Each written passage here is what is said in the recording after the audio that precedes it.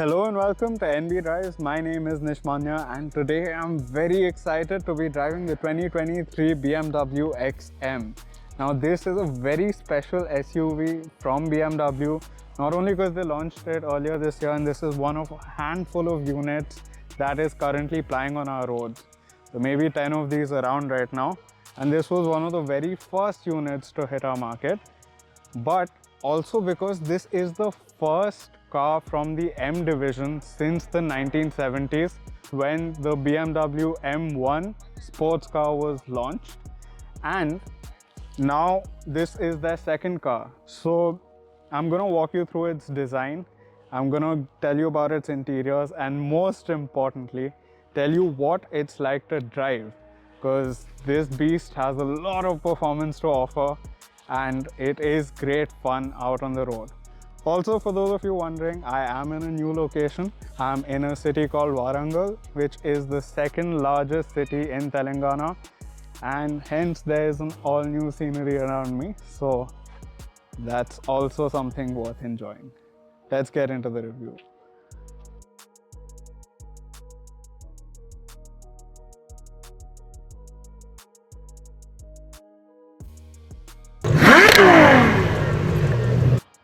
Looking at the design of the XM, I was actually very surprised that BMW has managed to make it look the way it has. When they unveiled the concept a few years back, I thought it was quite wild and out there because of how exaggerated some of the lines were, and BMW carried pretty much all of that onto the production spec car, which was unveiled last year. So here are a few things that I like about the design of the XM up front. The headlights, I really think these split units look really nice. They have a slightly similar look to the updated X7, and I also like how the units flow into this really chunky bumper. It makes it look quite wide and gives it a muscular look up front. And of course, we can't talk about a new BMW without talking about its grills. The kidney grills here are quite large, and they are highlighted with gold accents. Not only that, they also have LED lights around them to make sure that nobody mistakes you for any other car out on the roads at night. That is still a pretty well integrated grille in my opinion though. I don't think it's as wild as what we thought some of the early grills were, and definitely not as wild as something like the BMW iX. Apart from that, I also like how they've sculpted the hood. It looks really nice and muscular. This is a design we've seen with the M3 and M4, the new generation, and you can see just how it is so angular and the power bulges are so pronounced, and there's a dip right in the middle where the BMW logo is. I think it looks really smart. On the side of the XM, you can see it's got very upright and boxy styling. That front end is almost like a slab, and you see how most of it's quite squared off. Even here at the rear, it's quite angular. Things that I like on the side, well, the big things here are these 23-inch wheels. They might not be to everyone's taste, but in person they look really cool, and also because they have the gold accents on them, they tie in with the rest of the car really well. Speaking of gold accents, you can see this character line that stretches all the way along the shoulder line of the XM and kinks up here for the window line.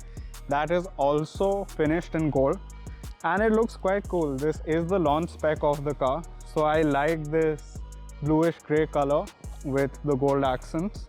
Looks very smart.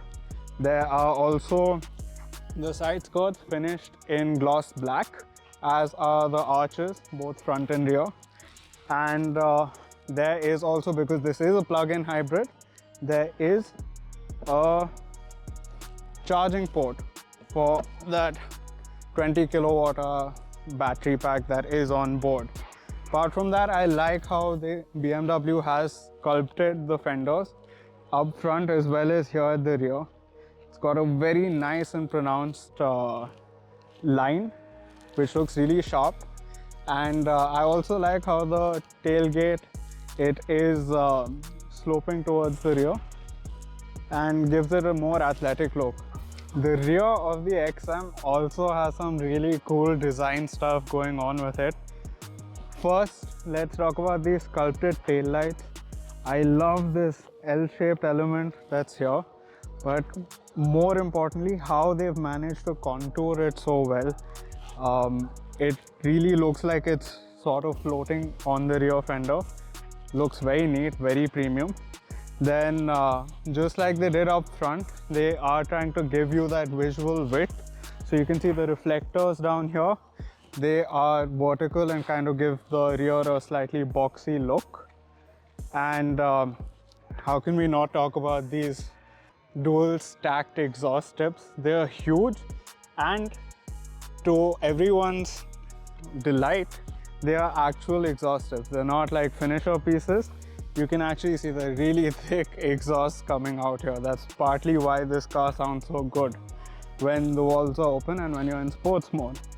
Apart from that, the tailgate's fairly minimalist. There's not a whole lot that's going on here in terms of crazy character lines or anything, but it really doesn't have to. These taillights really help it out there.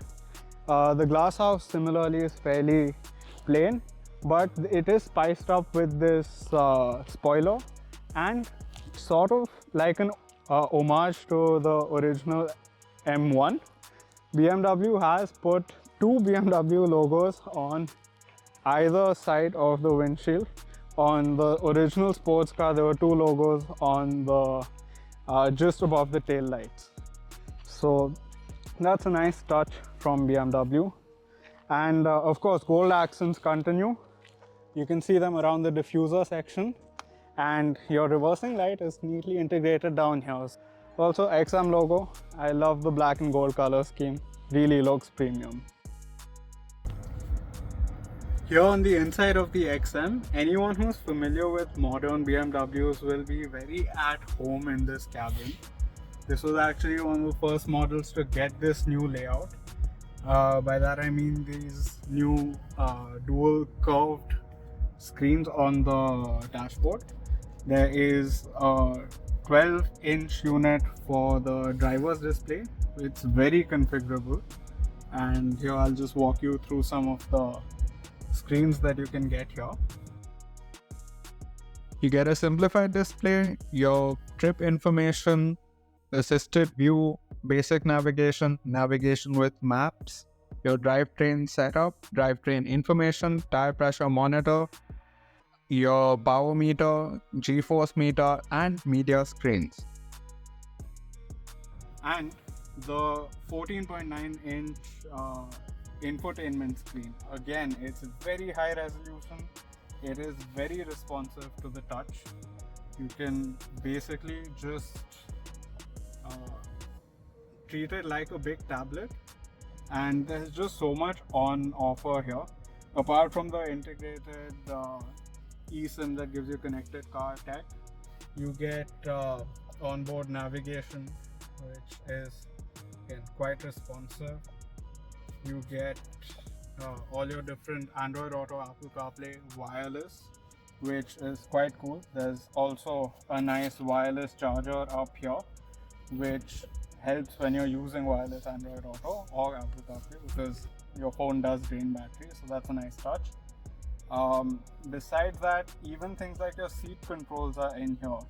So not only in terms of your seat positioning, your seat massage functions are also here, which is quite cool. You can configure it to either do the full seat or part of the seat, and certain select areas, even intensity, which is quite nice. And this massage is very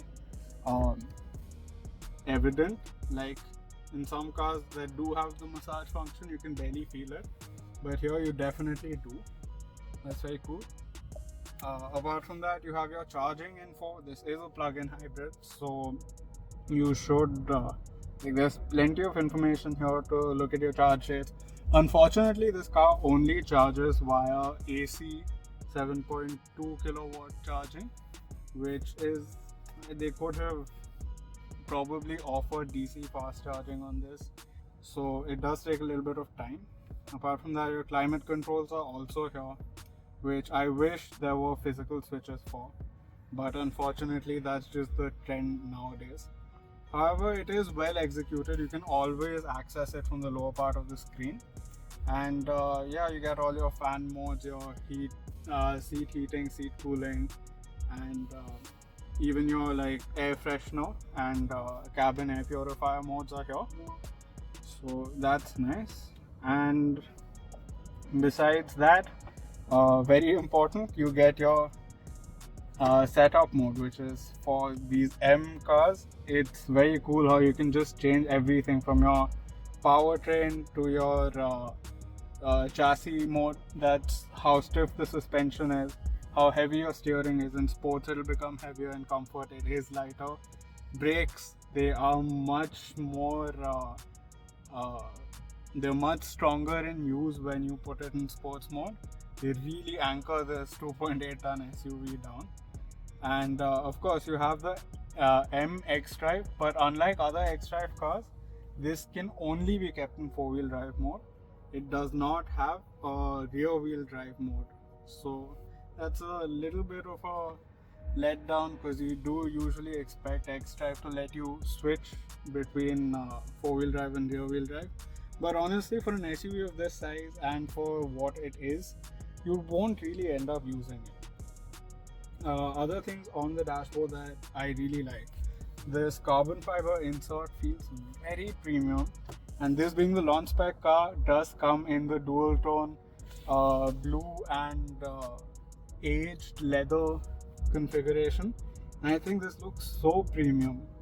And everything on this cabin, be it lower down or on surfaces up top here, it's all soft touch, and it really feels like they have put the time and effort to polish this cabin off to make it feel very premium.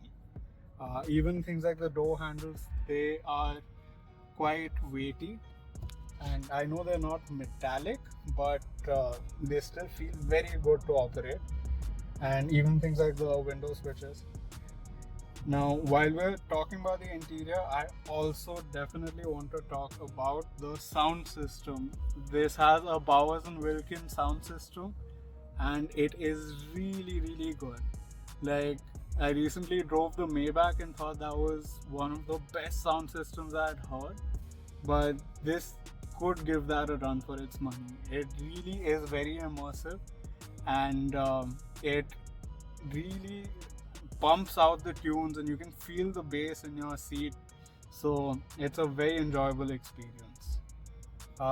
There's also this M style steering wheel, 3-spoke. It's very sporty, and I think it looks great, and more importantly, it feels very good in the hand, especially when you're pushing this SUV. Gives you a lot of control.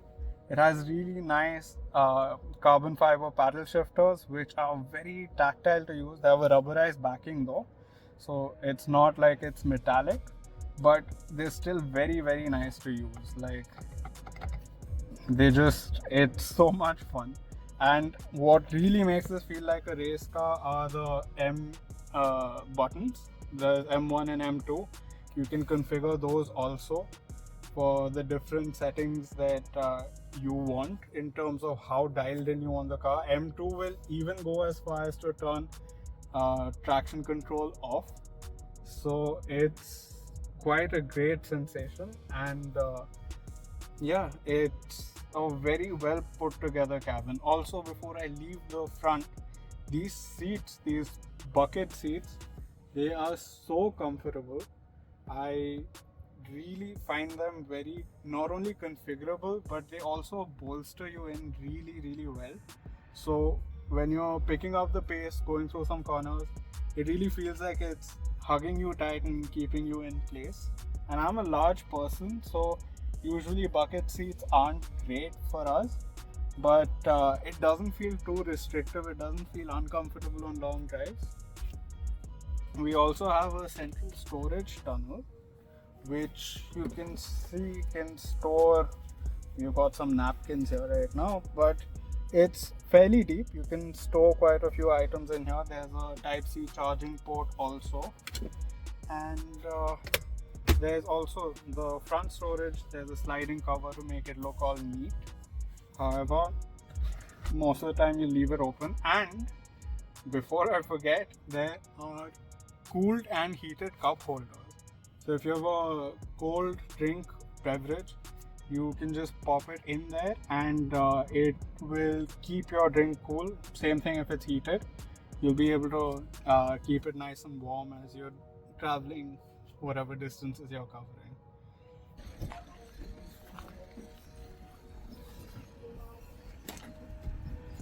Oh wow, this is, I always have to remember on these high-end cars that for soft close doors I don't have to bang the door shut.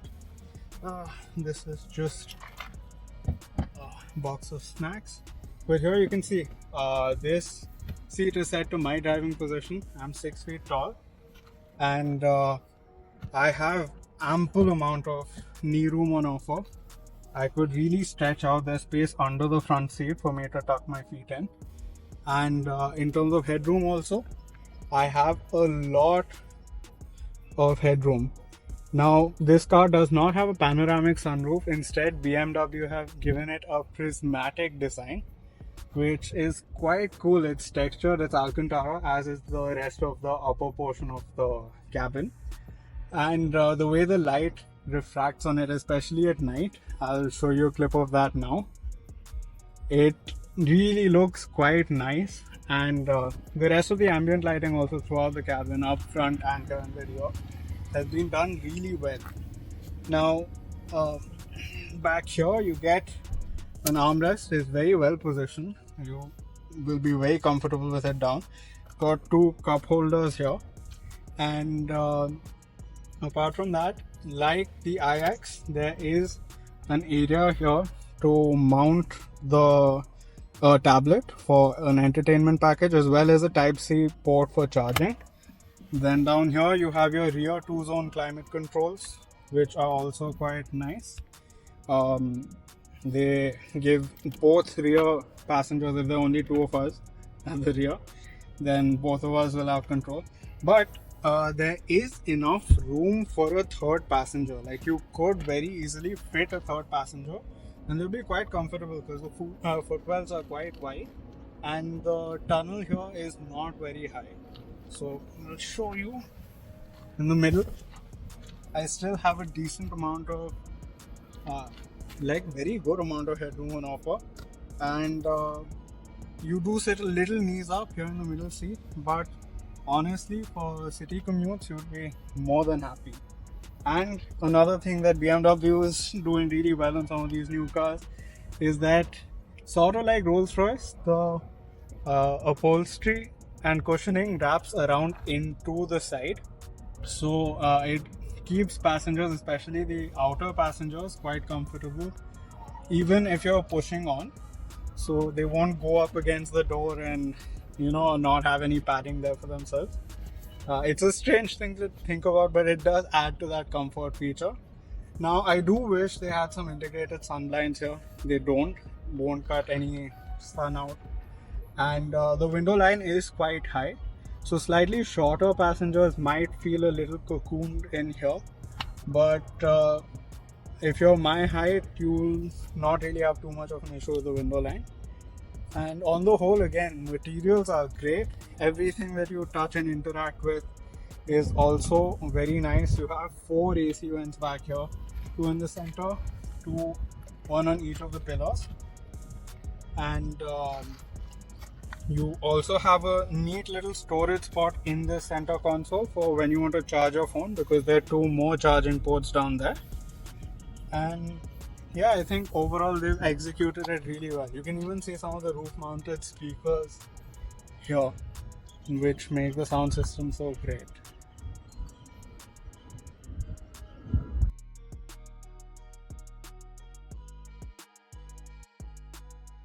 Under the hood, the XM comes with a 4.4-litre twin-turbo V8 engine that for the first time in an M car comes with a plug-in hybrid system.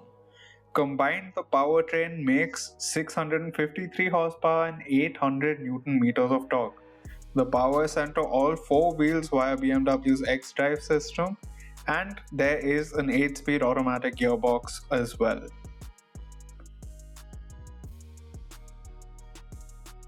Take a listen to how this beast sounds.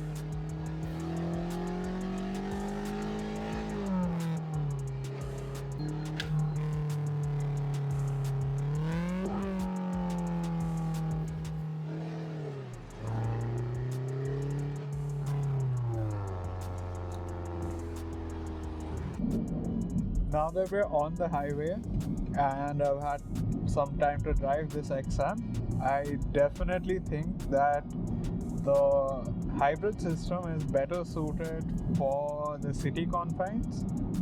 At lower speeds, it's quite smooth to kick in, and if you're driving very linear, then and your inputs are, you ease onto the throttle, it is very seamlessly it switches from the hybrid drive to the petrol powertrain. However, the second you start driving a little more spirited manner, it definitely starts to feel a little jerky in the transition from the hybrid drive to the petrol motor. Now, that's not too much of an issue, because honestly out on the highway I'd much rather just leave the chassis setup, which you can do from the button here, in sport mode, and honestly even change the brakes and steering to sport mode as well, and then the steering weighs up a little bit more.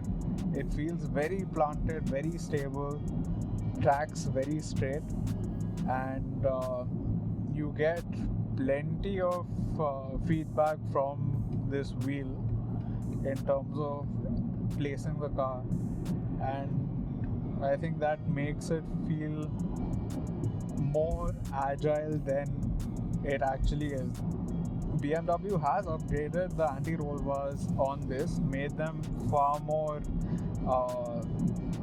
like hefty compared to say something like the BMW X5M, because they have to handle so much more mass.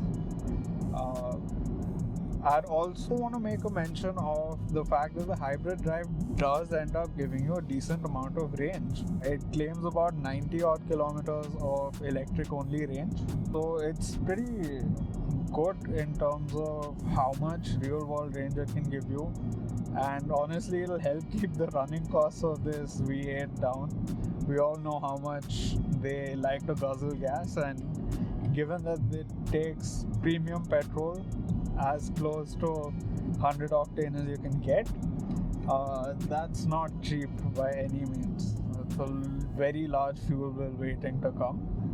And as I spoke about the steering, I really also like these paddle shifters. The gearbox is very responsive, and also you do get 3 different modes to how responsive this gearbox is. You can completely dial it up. Here you can see it's in its most aggressive setting, and now it's so eager to drop down and pick up pace. I don't want to go too far over the speed limit, but yeah, it's quite a nice gearbox, very fast, and it's also quite smooth when you drive it a little more sedately. The power delivery of this XM is just phenomenal. Like out on the highway, it feels like it's just got such reserves of power. At no point does it feel breathless. You can get up to highway speeds in the blink of an eye, and there's no letting up. Honestly, if you have the stretch of road for it and there weren't any speed limits, you could easily go on to hit its electrically limited top speed. I have no doubt of that, and it just feels so easy to make up distances, and honestly you can even see it on the different like on Google Maps. You can see your ETA just drop. Sometimes when you're doing longer distances, you can easily make up a couple of minutes here and there if you get open sections of road. And I've absolutely enjoyed this so much, and the soundtrack's also very nice. Despite them pumping in some artificial sound into the cabin, the actual exhausts sound great.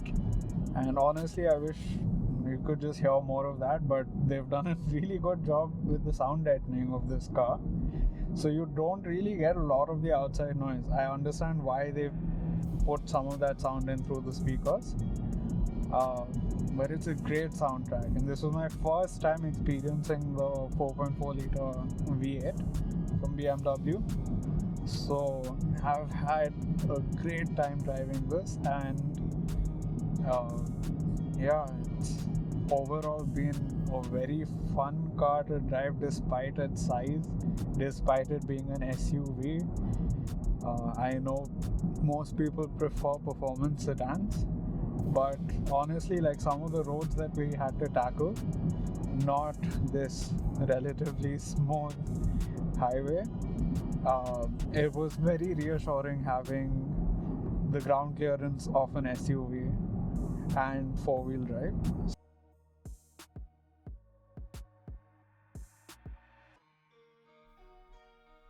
In a word, my experience with the BMW XM was amazing. I think I have the perfect scenario to test this SUV out in, as not only did I get to drive it in city confines at lower speeds to see how the plug-in hybrid system really works around town, but also I got to stretch its legs and get all the performance that you would want out of that lovely twin-turbo V8 engine. There's also a lot to like about the XM, as not only is its cabin really well screwed together and has plenty of features on offer, but also its styling. It looks very unique and not like anything else out on our market. Plus, there's such few units of the XM itself plying on our roads, so it all makes the experience very unique, and it is really a head turner despite people being divided on its styling. Now, the biggest problem most people have with the BMW XM is its price point, which at Rs 2.6 crores ex showroom, and that's before options, means that it is quite expensive for a BMW. Moreover, it'll also compete with some really interesting SUVs in our market. On the performance side, you'll have things like the Lamborghini Urus and Porsche Cayenne Turbo, both of which will probably put in better performance and will be more agile as they're lighter. While on the other hand, BMW, being a luxury car maker, will also be compared to something like the Bentley Bentayga, which offers slightly more premium cabin and more brand appeal as well. So while it might not be able to combine both worlds, the XM is the only car in the segment to have a plug-in hybrid system, which will definitely be a big draw for people who are more environment conscious. Also, this will make it much cheaper to run, which is a bonus in anyone's book. So if you're looking for a unique SUV that turns heads and you have about 3 crores to spend, do definitely consider something like the XM. Now, at the very least, it'll leave you with a smile on your face every time you get behind the wheel of it. I hope you guys liked the video on this BMW XM. I had a phenomenal time filming it. Also, being able to do a road trip in a car this powerful and luxurious, it was just an amazing experience. There will be a video on this road trip from Hyderabad to Warangal coming on the channel soon. So keep your eyes peeled for that. It'll be coming in the next couple of weeks. I'd also really like to know your thoughts and opinions on the BMW XM, as well as what your favorite money no object SUV is in India, down in the comment section below. If you enjoyed watching this video, do hit the like button, subscribe, and share this video with anyone else who you think would like this sort of content. There's a whole lot more headed your way in the future. Stay tuned for that, and till next time, cheers.